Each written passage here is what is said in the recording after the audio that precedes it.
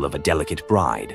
Loki stepped forward with barely contained excitement, volunteering to accompany Thor as his maidservant.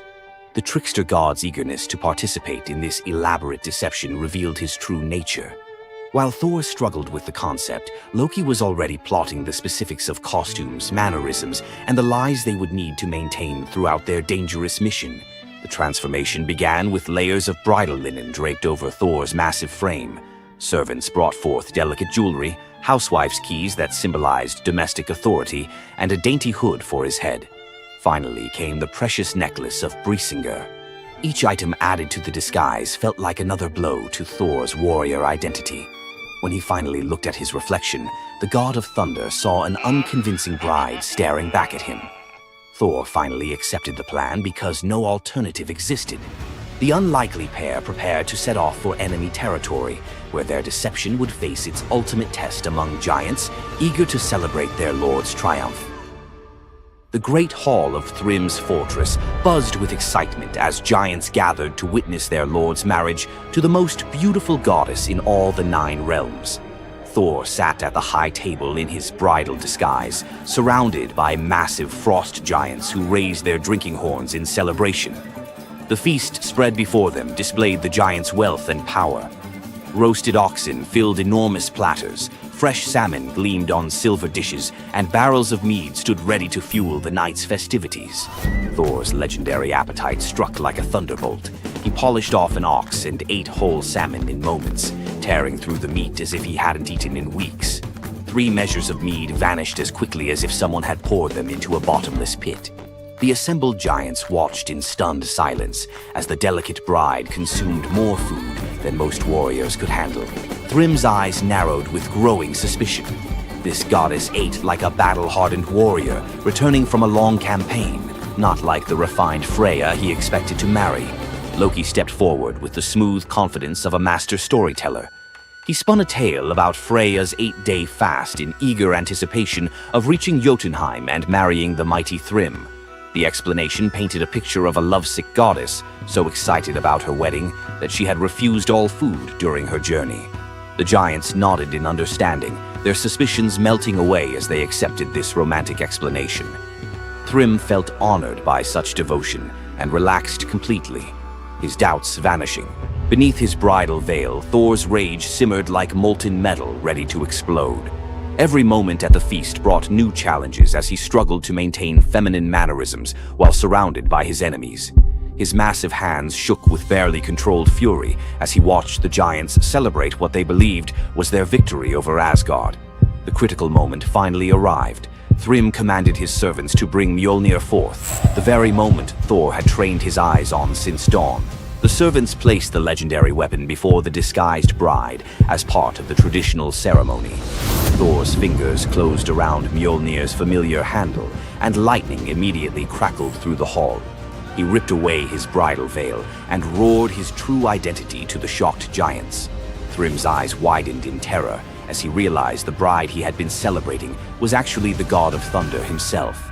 Thor swung Mjolnir, killing Thrym instantly after crushing his skull with Mjolnir, then turned on the assembled giants, and even the pleading giantess met Mjolnir's crack before the hall fell silent. The theft that had begun with arrogance ended in complete destruction. This tale reveals how even the mightiest heroes must sometimes sacrifice their pride to protect what matters most. Back in Asgard, the Aesir never spoke of the bearded bride again, though a few still hide a smirk when Thor raises Mjolnir. And we end this story with a very valuable lesson. Never steal Thor's hammer.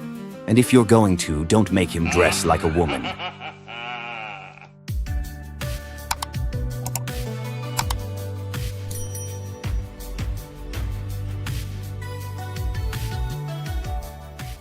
What makes Zeus, the mighty king of the Greek gods, one of the most fascinating figures in mythology?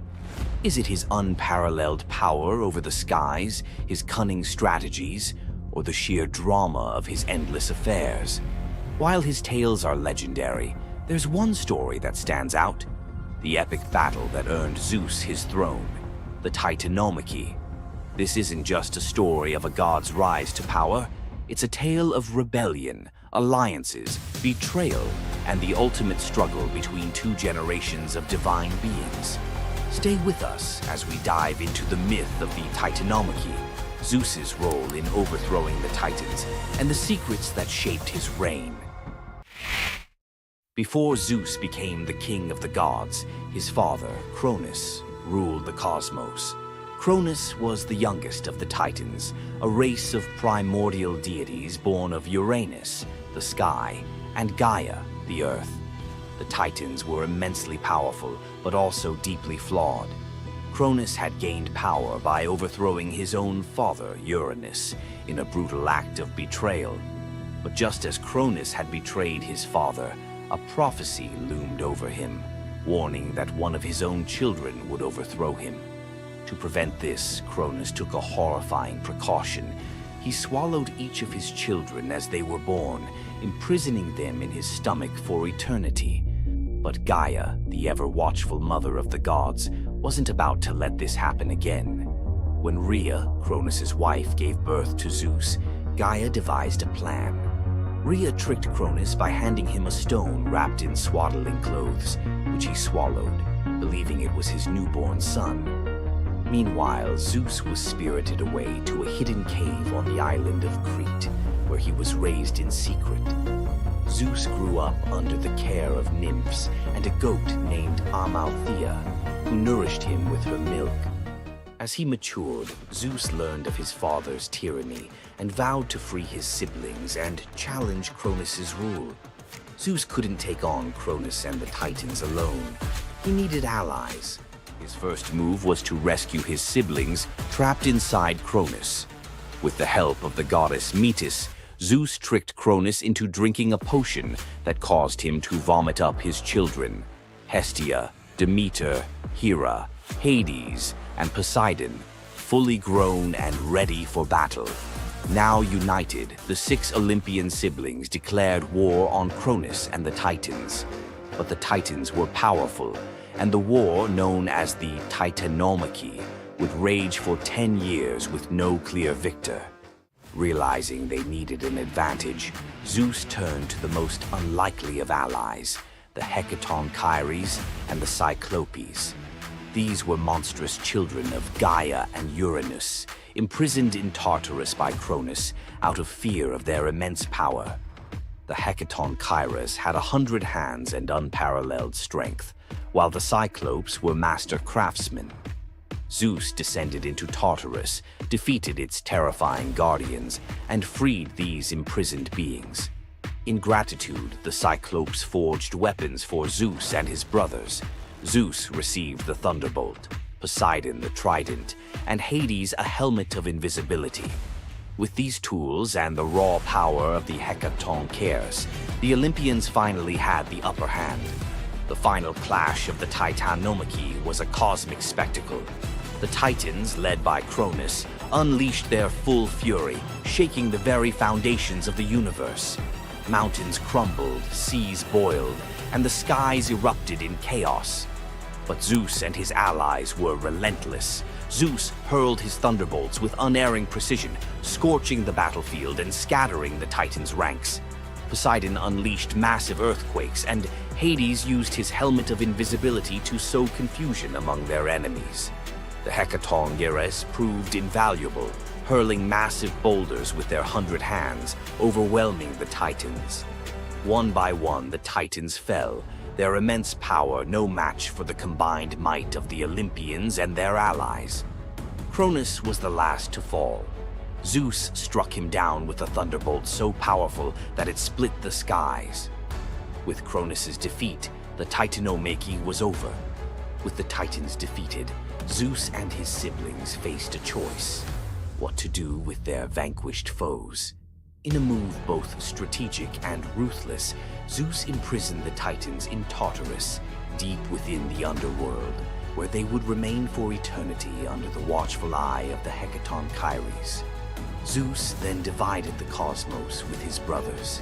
He claimed the skies as his domain, Poseidon took the seas, and Hades ruled the underworld. Together, they established the rule of the Olympians, with Zeus as their undisputed king. but the Titanomachy left scars. Gaia, enraged by the imprisonment of her Titan children, gave birth to new monstrous beings to challenge Zeus's reign. Among them was Typhon, a creature so fearsome that even the gods trembled before him. Typhon's battle with Zeus is another story for another day, but it serves as a reminder that power in the ancient world was never secure. Zeus's rise to power marked the beginning of a new era, but his reign was anything but peaceful.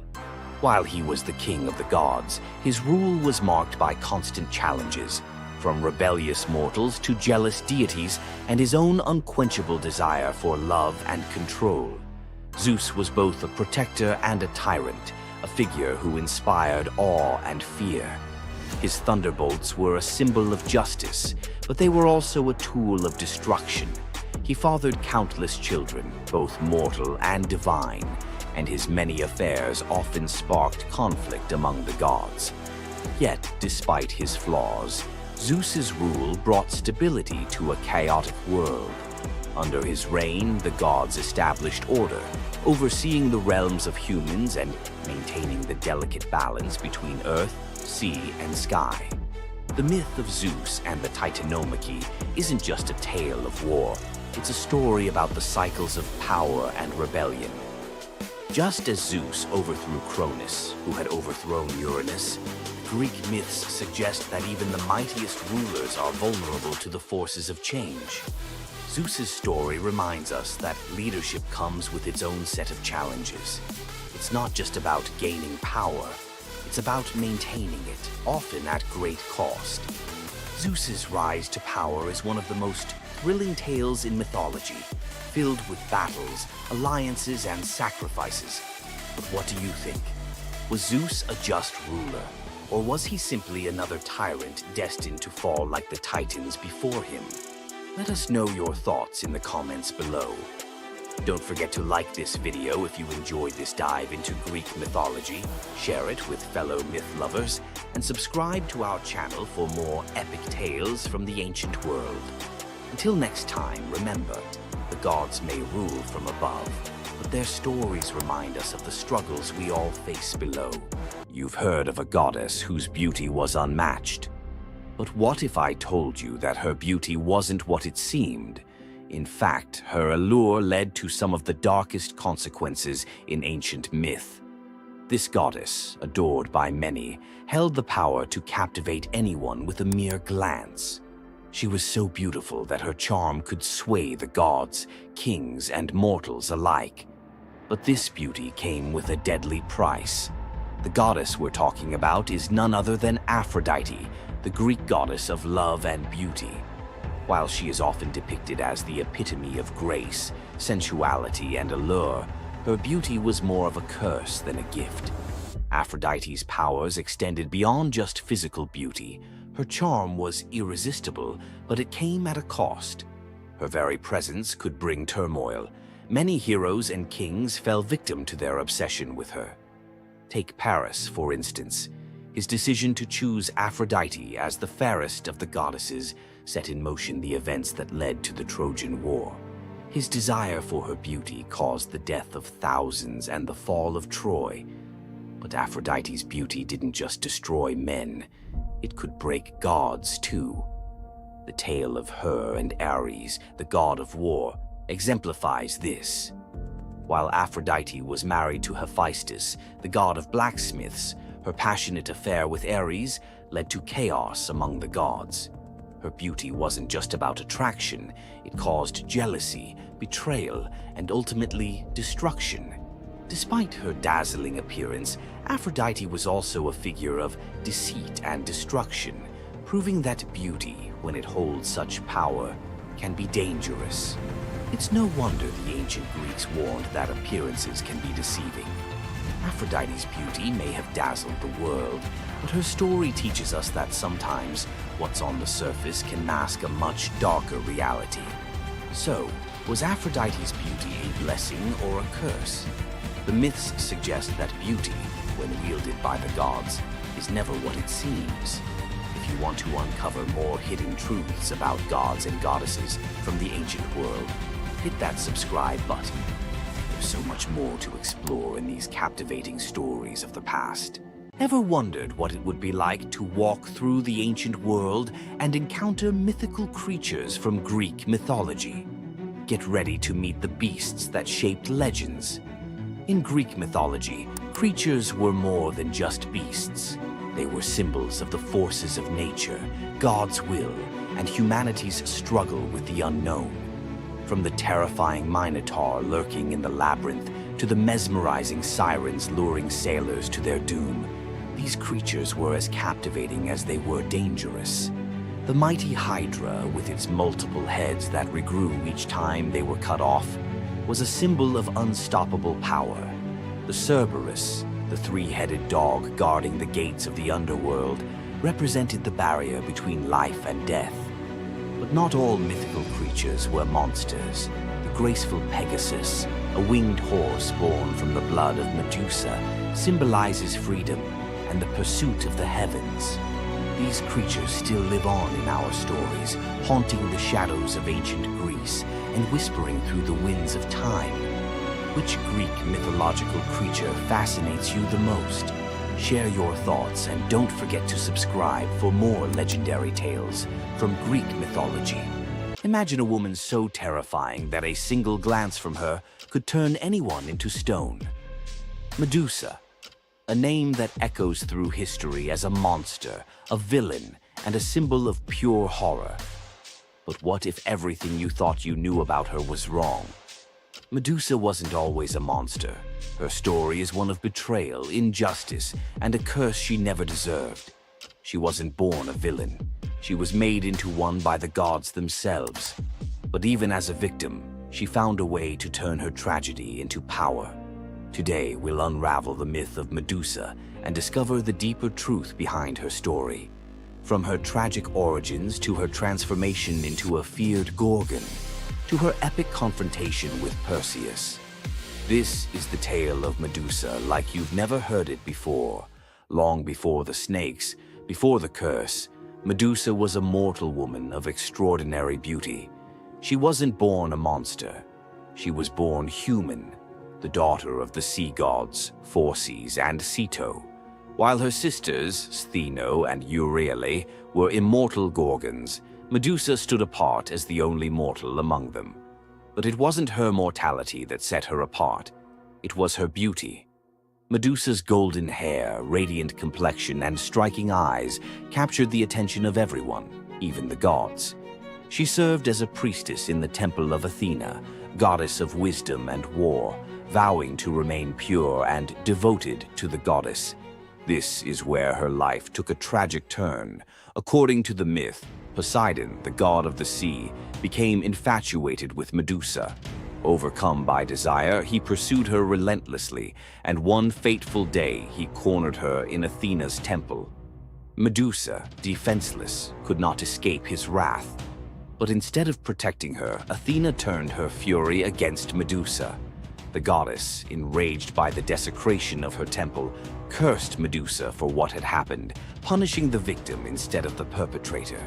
Athena's curse transformed Medusa into a Gorgon, a being so hideous that no one could bear to look at her. Her golden hair turned into a nest of venomous snakes, and her eyes became so powerful that a single glance could turn living creatures to stone. This moment defined Medusa's new existence. Once revered for her beauty, she was now feared and hunted as a monster. But beneath the horror of her transformation lay a deeper question. Was Medusa truly cursed, or had she been given a weapon to defend herself in a world that had betrayed her? Medusa fled from civilization, retreating to a remote island where she lived in solitude. Here she came to terms with her new form and the terror it inspired.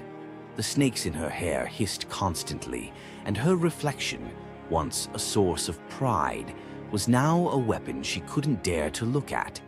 But the world wouldn't let her rest. Tales of the monster of the island spread across Greece, and soon warriors came seeking glory by trying to slay her. None succeeded. Each challenger who entered her domain fell victim to her petrifying gaze, their bodies forever frozen in stone. Medusa's life became one of survival, fending off those who sought to destroy her while grappling with the isolation of her curse. She was trapped in a cycle of violence she didn't choose but couldn't escape. As the years passed, Medusa's story became twisted. In the eyes of mortals, she was no longer the victim of a cruel curse, but a monster to be feared. The tragic young woman was lost to legend, replaced by the image of a terrifying villain. Enter Perseus, a young demigod with a destiny to fulfill. Tasked with bringing back Medusa's head as proof of his strength, Perseus embarked on a perilous journey to find her. But unlike the warriors before him, Perseus wasn't relying solely on his skill. He had the favor of the gods. Athena and Hermes provided Perseus with gifts to help him on his quest. Winged sandals to fly, a reflective shield to avoid Medusa's gaze, and a sword sharp enough to cut through anything. Most importantly, he was given a magical bag to safely carry her severed head. Perseus's journey to Medusa's lair was filled with danger, but none compared to the final challenge, facing the Gorgon herself. When Perseus arrived, Medusa was sleeping. For the first time in years, she looked peaceful, an almost human reminder of who she once was. But Perseus couldn't afford to hesitate. Using the reflective shield as a mirror, he avoided her petrifying gaze and struck with precision, severing her head in one swift motion. The blood that spilled from Medusa's neck gave birth to two incredible beings, Pegasus, the winged horse, and Chryser, a golden giant. Even in death, Medusa's body produced miracles, a testament to the power she had carried within her. Perseus carried Medusa's severed head back to Greece, where it became both a trophy and a weapon. Her gaze retained its power, turning enemies into stone, and Perseus used it to defeat his foes and protect his people. But Medusa's story didn't end with her death. Over time, her image transformed from that of a monster to a symbol of strength and defiance. Women, especially, began to reclaim her story, seeing her as a figure who resisted the gods and survived unimaginable betrayal. Today, Medusa is more than a mythological figure. She's an icon. Her face appears in art, literature, and even modern movements that challenge systems of power and oppression. But the question remains, was Medusa truly a monster, or was she a victim of a world that feared her power? Medusa's story is a reminder that myths are more than just tales of gods and heroes.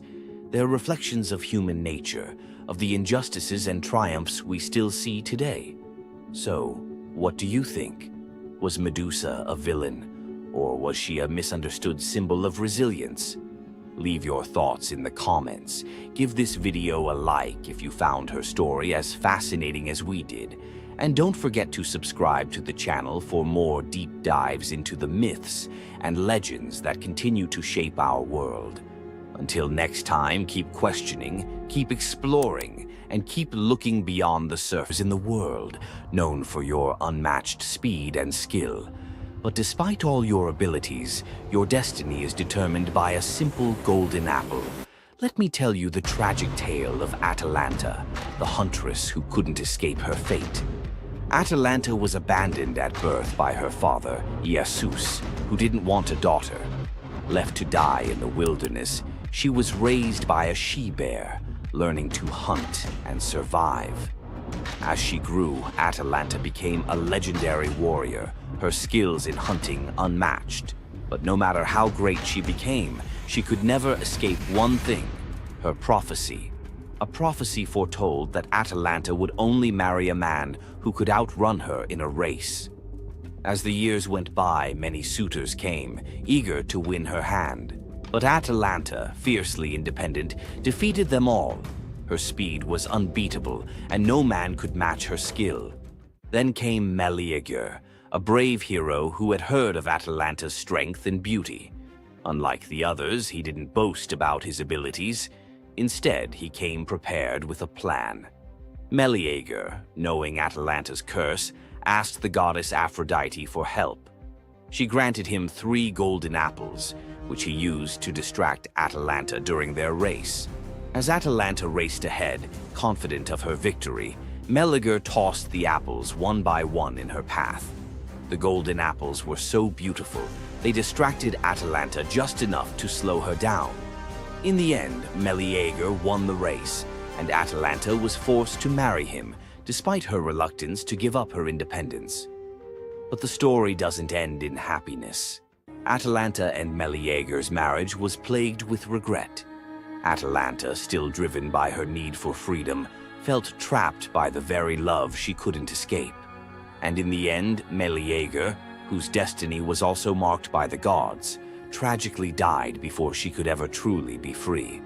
Atalanta's story is a tale of love, fate, and the clash between personal destiny and desire.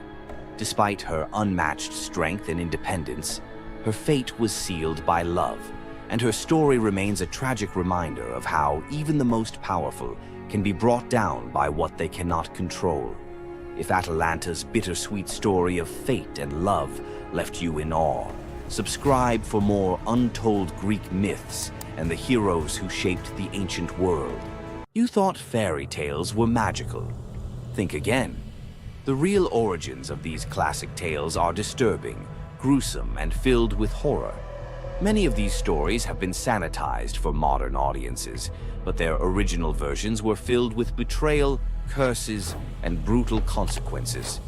From Pinocchio's horrifying fate to the true story of Bluebeard, let's dive into the darker side of fairy tales that history tried to erase.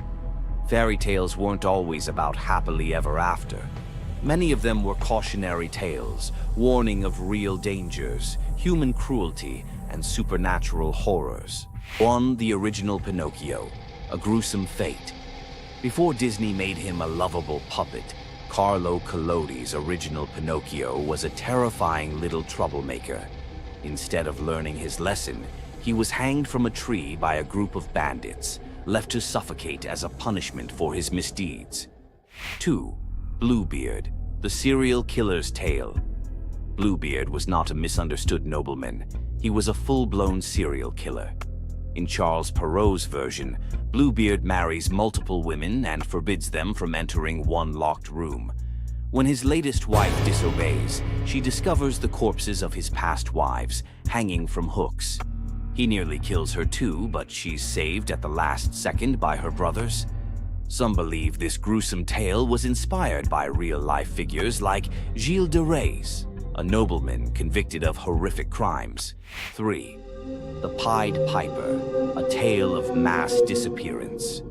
The Pied Piper of Hamelin was not just about a man who played music to lead away rats. He also took the children. In some versions, the town refuses to pay him for his services, so he takes revenge by luring all of their children into a cave, where they are never seen again. Historians believe this could be based on a real event, where an entire group of children from Hamelin mysteriously vanished in the Middle Ages. 4.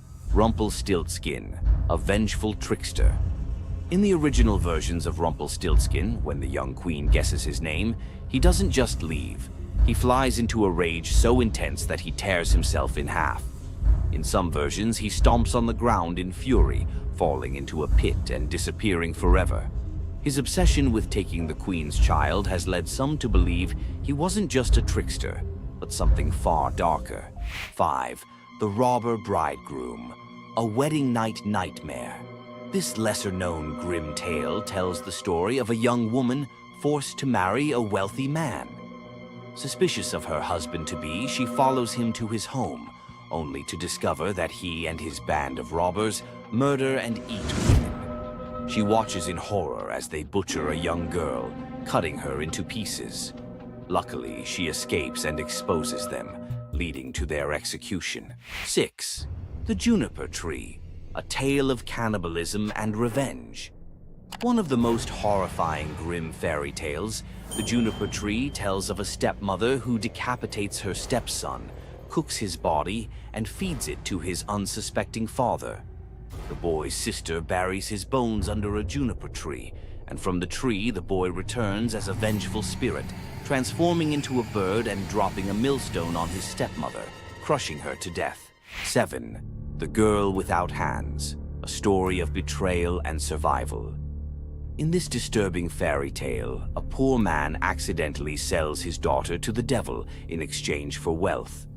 When she resists the devil's temptations, her own father chops off her hands to fulfill the bargain. Eventually, she escapes, gains magical silver hands, and finds a happier fate, but not before enduring unimaginable suffering. Why were these stories so disturbing?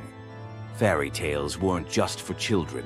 They were warnings, morality lessons, and sometimes outright horror stories meant to instill fear and obedience. Over time, many of them were altered, softened, or rewritten to make them more acceptable. Which of these dark fairy tales shocked you the most? Want to uncover more forgotten stories and chilling legends? Subscribe now and dive into the forgotten history of fairy tales. Imagine having a wish so powerful that everything you touch turns to gold. Sounds like a dream, right? But for King Midas, this dream turned into a nightmare. Let's dive into his tragic story. Once upon a time, King Midas ruled over a prosperous kingdom known for his wealth and opulence. But Midas wasn't just content with riches. He wanted more. He wished for the ability to turn anything he touched into gold. One day, the god Dionysus appeared before him and, impressed by Midas's devotion, granted him the wish. At first, Midas was overjoyed. Everything he touched, his food, his treasures, his furniture, transformed into gold. His wealth grew beyond imagination, and his joy knew no bounds. But soon, Midas realized the curse of his wish. He touched a rose, gold. He touched his food, gold. Desperate for a meal, he tried to drink water, gold. In horror, Midas realized that even his daughter, whom he loved dearly, turned into a lifeless golden statue when he touched her. Furious with the consequences of his greed, Midas begged Dionysus for mercy. The god, seeing the king's suffering, told him to wash in the river Pactolus. And in that moment, Midas's golden touch was taken away. The river's waters, now imbued with Midas's curse, carried gold downstream, forever tainting the land. King Midas's story is a reminder that greed often blinds us to the consequences of our desires. His once prized gift became his greatest curse, teaching us that not all treasures are worth the price. If King Midas's tale of power and greed left you thinking, make sure to subscribe for more epic Greek myths and their timeless lessons. Stay tuned for more stories of fate, love, and the god's wrath. Loki's punishment was brutal. Bound deep within a cavern, his body lashed to 3 jagged rocks with the entrails of his own son. Above him, a serpent hung poised, venom dripping relentlessly onto his exposed skin. This scene, drawn from the poetic Edda and the prose Edda, became a symbol of both divine vengeance and suffering that echoed through Norse legend. But the gods never counted on one presence: Sigyn, Loki's faithful wife. Her hands trembled as she knelt beside him, catching each drop of poison before it could sear his flesh. Her quiet devotion became a fragile shield against the god's wrath. Why did she choose loyalty over escape? The answer reveals a truth about love that endures even when the world itself seems lost to darkness. Yet before the cavern, before the venom and the silence, there was a betrayal that shook the heart of Asgard. Baldur was the light of Asgard, cherished by gods and mortals alike. His laughter filled the halls, a warmth that even the golden apples of Idun could not rival. When ominous dreams began to trouble him, his mother Frigg, desperate to protect her son, secured oaths from every creature and object in existence never to harm him. All, that is, except the mistletoe, too slight, too innocent to warrant suspicion. Loki saw opportunity in what others dismissed. He fashioned a dart from that fragile branch, and sought out Hoder, Baldur's blind brother.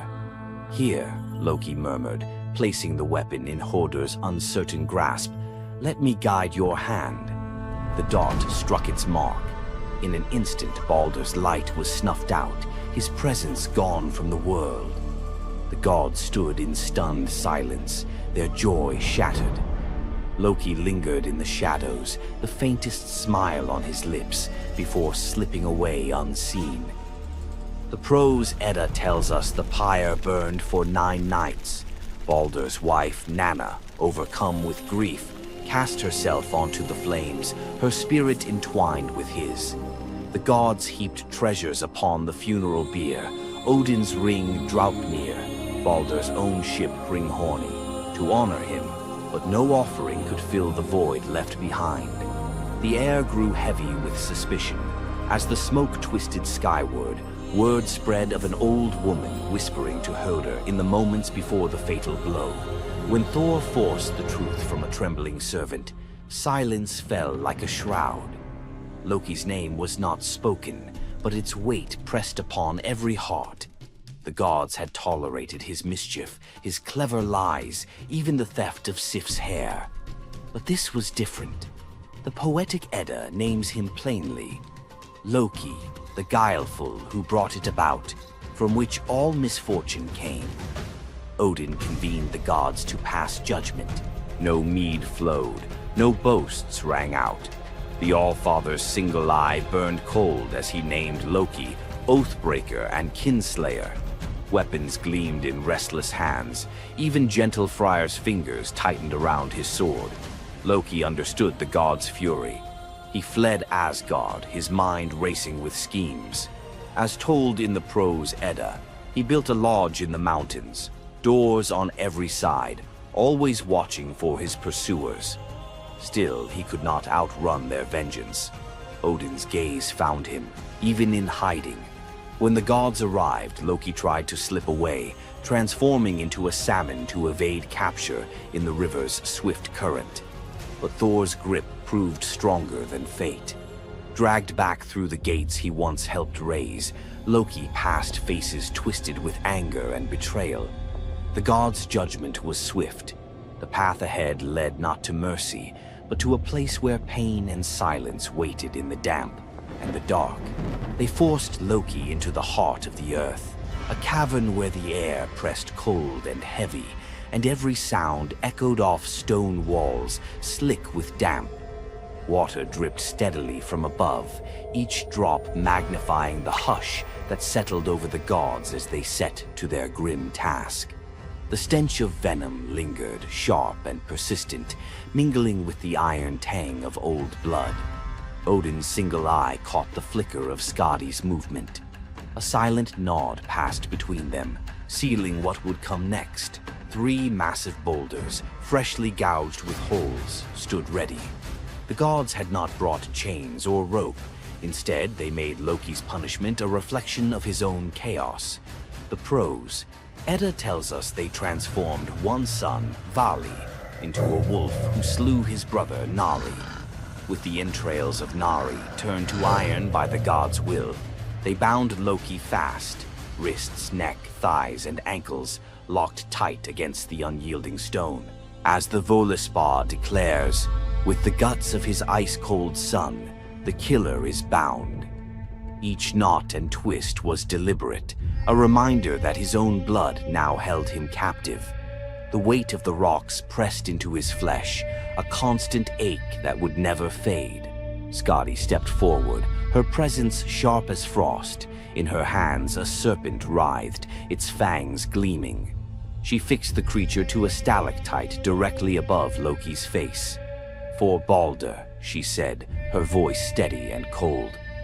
The serpent's jaws parted, and a bead of venom gathered at its tip. It hung for a moment, then fell.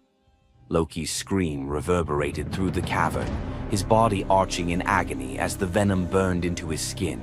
The pain was relentless, searing into bone, and the world above felt its echoes, earthquakes shaking Midgard, rivers shifting, the roots of Yggdrasil quivering. The gods watched in silence, their faces unreadable. Justice, they believed, had been served.